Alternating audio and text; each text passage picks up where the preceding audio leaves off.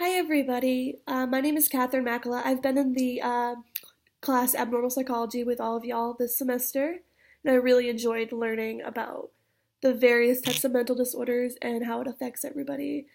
And I really wish everybody the best of luck throughout all their classes and as well as this final. It was tricky, but I found it to be a very rewarding assignment. So we're going to talk about today the DSM-5 and the DSM in general because it's changed so much. The DSM-5 is the most recent one. It was finalized in 2013. It added a bunch of different disorders that before were not really acknowledged fully. They added like gender dysphoria. They added things like certain different eating disorders. They also added hoarding. And a lot of things came about with the DSM-5. And the thing with psychology is that there's always new things coming about. There could be in the future, based on cultural things happening around us, there could be a different disorder that is happening because of something that relates to that time period. And you can never really tell, so I don't think this is going to be the last DSM. I think there's always going to be updates, and there's always people adding to it and wanting to revise it. And that's really important because people should have that most thorough, they must have the most thorough system for defining and treating these people because they need it. Well, the DSM stands for the Diagnostic and Statistical Manual of Mental Disorders. It is used to improve diagnoses, treatments, and research. So basically, they talk to the clients, and the psychologists, psychiatrists, any kind of clinician that deals with people, they use this when studying the mental health of their clients. They, ask them questions, do a little bit of background checks on them in the way that, what's been going on in their lives, and they find that they can find a diagnosis through their behaviors and their symptoms. And then by then, there's a manual, the DSM, that you can turn to and you can use to diagnose the people and give them a good treatment. So it's very interesting, and it's always being updated, as I said before. So it's really definitely an interesting concept and very thorough, especially the DSM-5. They continue to add to it. As for the final project, I decided to do the alternative assignment, and that's because I couldn't get in touch with somebody that I wanted to interview. But I really like this interview that I found. It's about PTSD, and I liked it because it relates to a lot of my family, because I have a lot of military family, and while military families aren't military members aren't the only ones that get PTSD, they are a big population of it, and probably one of the most known.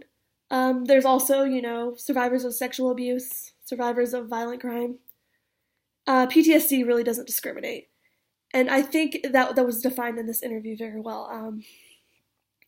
The interview was with a marriage and family therapist named Lisa Danilchuk. I think I'm saying that right, but she discusses PTSD and the various people that are affected by it, and also the problems that come along with people that are diagnosed with it. And I think it really relates to the DSM. For example, somebody who is diagnosed with PTSD will be given a pill, and they might get really bad side effects from the pill. So they have to take another pill to get rid of those side effects. And that cocktail of pills can lead to a, distant personality. And it can, instead of having them be all jumpy and like you see in the movies, they act distant and dysphonic. And I think that's interesting. She discusses that, well, pills work for some people, they don't work for everybody. And she does mention that there are people that use pills to avoid their problems, to numb themselves, or to say that. It's actually brought up in the DSM-5. She mentions the cultural avoidance, which is big with military people because they are taught to toughen it up. They are taught to not express themselves emotionally, and that can lead to many problems.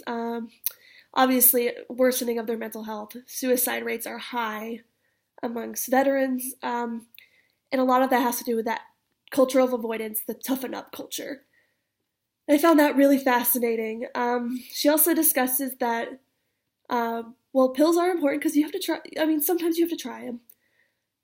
It doesn't work for everybody.